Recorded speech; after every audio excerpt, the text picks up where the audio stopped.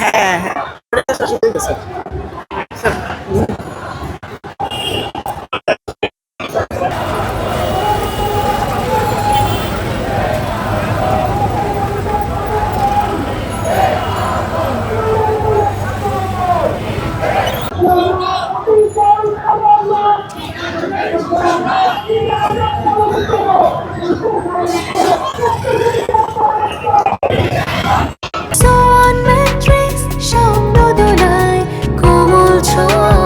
ঘুমের জাদু Swan mattress.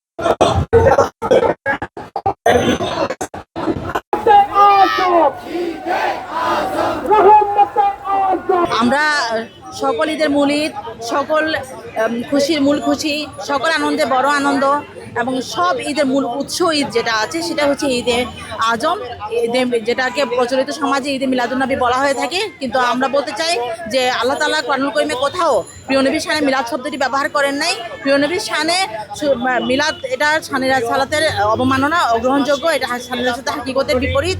তাই প্রিয় নবীর শানে একমাত্র ঈদে আজম অর্থাৎ সর্বোচ্চ, কারণ প্রিয় নবীকে পাওয়ার মাধ্যমে আমরা দয়াময় আল্লাহ তাআলাকে পেয়েছি এবং দয়াময় আল্লাহ তাআলার পক্ষ থেকে আল্লাহ তাআলার সর্বোচ্চ দান ও রহমত হচ্ছেন আমাদের প্রাণাধিক প্রিয় নবী। প্রিয় নবীর শুভ আগমনের মাধ্যমে পৃথিবী থেকে সব ধরনের অন্যায় অবিচার জুলুম শোষণ উৎখাত হয় এবং বাতিল জালেম মুলকিয়তের সব ধরনের অপশক্তি উৎখাত হয়ে আলাইহির আগমন ঈদে আজম, রাসূলুল্লাহ আলাইহির আগমন ঈদে আজম, জান্নাতের মাওলার আগমন ঈদে আজম, 12 রবিউল আউয়াল প্রাণাধিক প্রিয় নবী সাল্লাল্লাহু আলাইহি ওয়াসাল্লামের শুভ আগমন, সমগ্র সৃষ্টির জন্য অশেষ রহমত, অশেষ কল্যাণ, অশেষ নিয়ামত।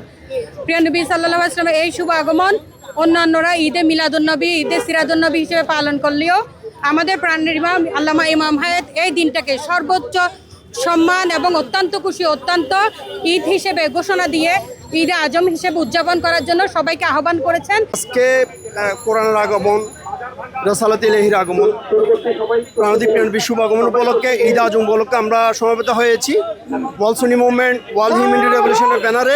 এই কর্মসূচির মাধ্যমে আমরা দুনিয়ার সকল শান্তিপ্রিয় মানুষকে মেসেজ দিতে চাই, আসুন আমরা প্রাণাধিক প্রিয় নবীর প্রেমের আলোক ঐক্যবদ্ধ হয়ে খোলাফায়ে রাশিদিন রাদিয়াল্লাহু তাআলা আনহুম, মকবুল সাহাবায়ে কেরাম রাদিয়াল্লাহু তাআলা আনহুম আমাদেরকে আহলে রাসূলের মাধ্যমে যে দিশা, যে দর্শন দিয়েছেন, যে সমাজ রাষ্ট্র ব্যবস্থা দিয়েছেন, সেই সমাজ প্রতিষ্ঠা করার জন্য সকলকে এগিয়ে আসার জন্য উদ্যতভাবে আহ্বান জানিয়ে আজকে আমরা এখানে